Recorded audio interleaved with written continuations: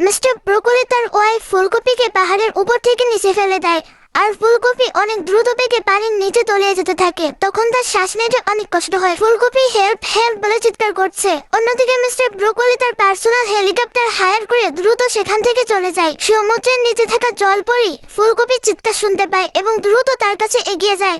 জলপরি গিয়ে ফুলকপিকে উদ্ধার করে এবং তার থেকে সবকিছু শুনতে পায়। এরপর জলপরি ফুলকপিকে দ্রুত সমুদ্রের উপরে একটা দ্বীপে নিয়ে আসে এবং তাকে বাই বলে আবার পানির তলদেশে তলিয়ে যায়।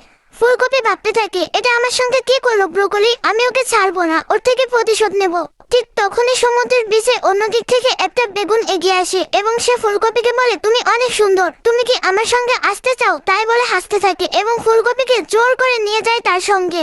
ফুলকপি চিৎকার করতে থাকে, ছেড়ে দাও আমাকে পাপী বেগুন। কিন্তু শক্তিশালী বেগুনের সঙ্গে ফুলকপি পেরে ওঠে না এবং ফুলকপিকে বেগুন ধরে নিয়ে যায়। কিছুক্ষণের মধ্যেই ফুলকপি কান্না করতে থাকে এবং তাকে বাইরে ছুঁড়ে ফেলে দেয় বেগুন। লেডি ফুলকপি এবার কিভাবে প্রতিশোধ দেয় সেটাই দেখার বাকি। অন্যদিকে আমরা দেখতে পাই মিস্টার ব্রোকলিনকে প্রপোজ করে বিয়ে করার জন্য। সে বলে, উইল ইউ ম্যারি মি? ব্রোকলিনও রাজি হয়ে যায়। এরপর তাদের দুজনের বিয়ে হয়ে যায় এবং তারা অনেক ধুমধাম করে নিজেদের বিয়ে সম্পন্ন করে এবং তাদের ফার্স্ট নাইট স্পেন্ড করার জন্য অনেক সুন্দর একটা রুম বুক করে।